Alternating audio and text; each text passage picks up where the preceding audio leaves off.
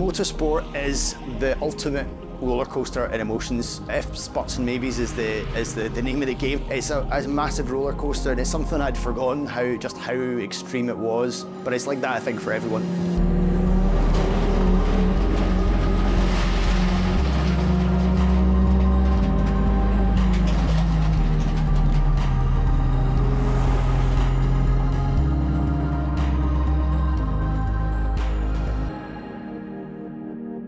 My name's Chris Cockburn. I am a residential letting agent here in Glasgow with letting agents. Every day is completely different. There's so much variety involved with meeting landlords, being out and about, seeing their properties, advising them on the presentation of their property, the compliance of their property, right through to knowing that you're providing a home for somebody to live in is quite a rewarding feeling. But making sure that that investment is running efficiently is really key. Where a letting agent can really come into the role is making sure that risks are mitigated, properties presented well, and I'll do a full complement of photos, video tour and floor plan of all my listings, and then make sure that I've understood all the relevant details about the property, ready to go live, and my team here pick up the baton and do the rest in terms of referencing, ongoing management, handling repairs, doing the inventory and schedule condition report, and then credit control. I'm a relative latecomer to motorsport, but it's something that I'm relieved to have made happen eventually. So I began racing in 2021. I've done 2 complete seasons and then took basically the best part of 2 seasons away, pure and simple, down to lack of budget.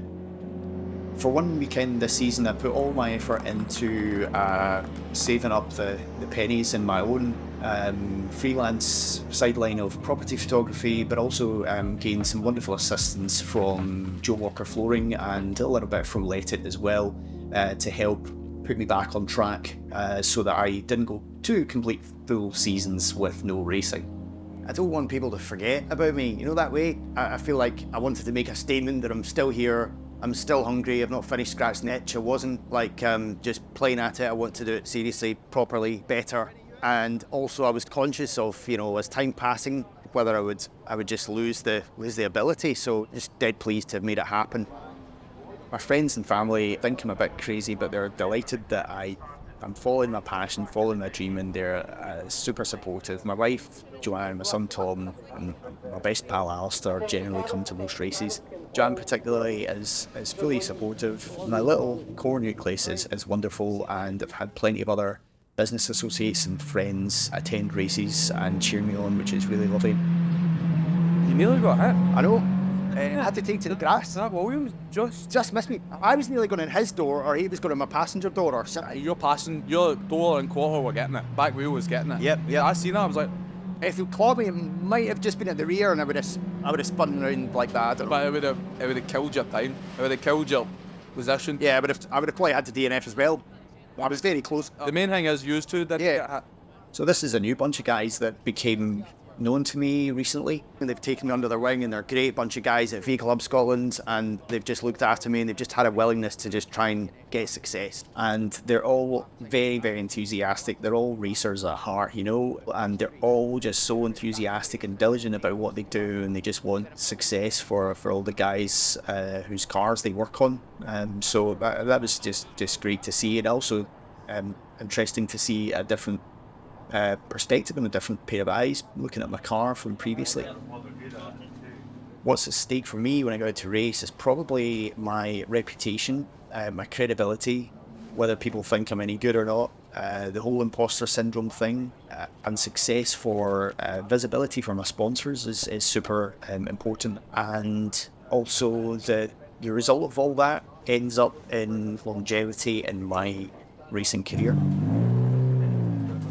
The point in the weekend where the nerves start to diminish is actually when we're strapped in the car and we are leaving the pit lane. Still a bit nervous in the holding area prior to actually heading out on track, but once we're out on track, not too bad. And then it's just a case of concentrating on putting some heat in the tyres and the brakes and making your way around the formation laps so that the car's all prepared properly, ready for the race to get underway. And then as you're sitting on the grid, it's a question of, first of all, can you see the lights? Sometimes there's a car in front of you, so you have to position your car just a little bit to either side, and also yourself in the seat. Sometimes you have to kind of duck down or move your head to the side, because if you can't see the lights and a bit of nerves come back, then it's just a question of making sure that you've got the revs at the right point, the clutch right point just biting, the handbrake held manually, and then once red lights go, you go.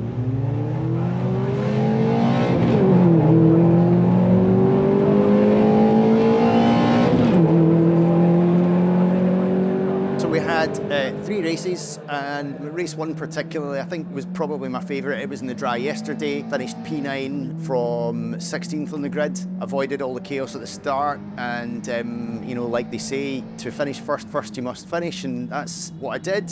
I brought it home, I did a nice overtake, I held position, I was sustained some pressure from the guy behind for a number of laps, and yeah, rounded out. And then race 3 was also good, finished P9, started 18th because in race 2 it was one to forget.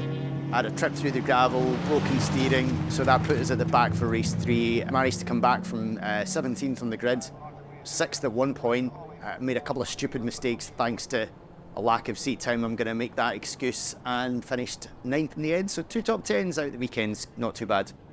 The more track time that you get, the more competitive you get, so I just want to squeeze in as much as I can while I still can, while I'm still competitive enough to do some racing and see where that gets me. And I've got ambitions as well to race in other championships than the Scottish Mini Coopers.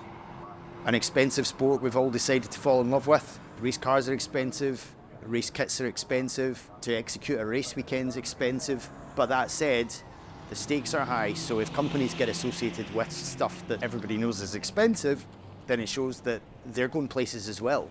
Coming in at the deep end, aren't you? You're coming in when everyone's done all season. You're at the fastest they're going to be. You've not raced for 2 years, and you're up there. All you need to do is find some sponsors, get the car refreshed, and then you'll be right up the front next year, hopefully.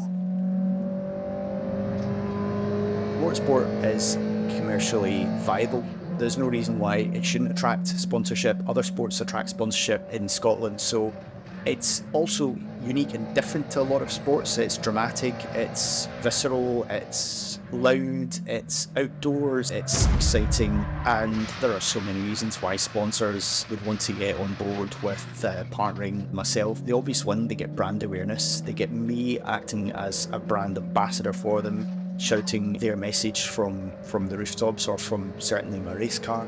They'll get the imagery involved with that, the social media. They'll get passenger lap experiences. They'll get tickets to the events. They'll get the use of me if they wish at an event of theirs, even potentially with my race car as well. So there's lots of benefits to be had. Plus, motorsport sponsorship can be viewed as a marketing exercise. It's very tax efficient. It qualifies for corporation tax relief as well. So there's plenty of reasons to get involved. Here comes Chris Cockburn, and yeah, it makes it look easy. Through he goes. People should back me because I'm a great competitor. I've got grit, determination. I've not fulfilled my racing abilities yet, and I want to demonstrate that I can. But not only that, I think I can be a great brand ambassador for companies. I can represent them really professionally. I can bring benefits to them. I can get people behind me. I'm a likeable guy. What more can I say?